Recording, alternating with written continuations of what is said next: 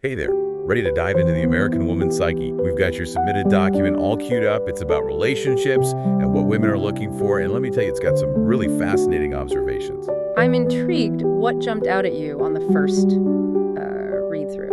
Well, right off the bat, the document tackles this whole looks are everything myth. It's more nuanced than that. It's not that taking care of yourself doesn't matter, but the document seems to say that for women in America, authenticity is the real deal. Being comfortable in your own skin trumps chasing some impossible ideal. It's interesting because this really speaks to a larger cultural shift we're seeing when you say body positivity and self-acceptance are major themes these days, especially among younger generations. It's less about fitting a mold and more about celebrating who you are, flaws and all. I see exactly what you mean. And get this, the document points out that where you are in the U.S. can seriously impact what women are drawn to coast culture clash right here in our hands. Regional differences are definitely more than just skin deep. This document seems to back that up. Like, picture the East Coast, New York City, Boston. The energy there is all about ambition, intelligence. It's like those are the ultimate turn-ons. But shift gears to, say, California, and it's a whole different ballgame. Think healthy living, being in tune with nature. Those qualities are more front and center. What this brings up is the fascinating dance between individual preference and the influence of the surrounding culture.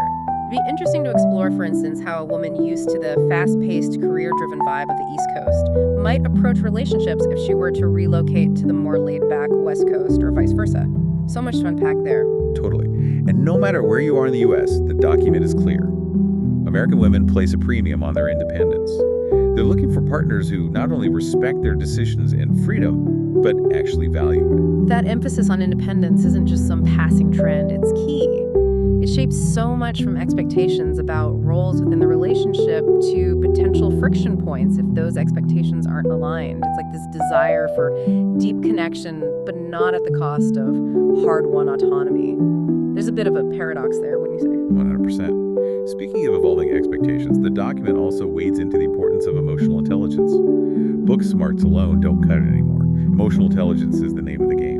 American women seem to be drawn to partners who can handle their own emotions, show empathy, and communicate openly and honestly. What's fascinating about this is that it speaks to a desire for depth over superficiality. Emotional intelligence, after all, is essential for building those strong, fulfilling relationships the document talks about. It's about connecting on a deeper level, understanding each other's feelings, and navigating those inevitable challenges that life throws your way.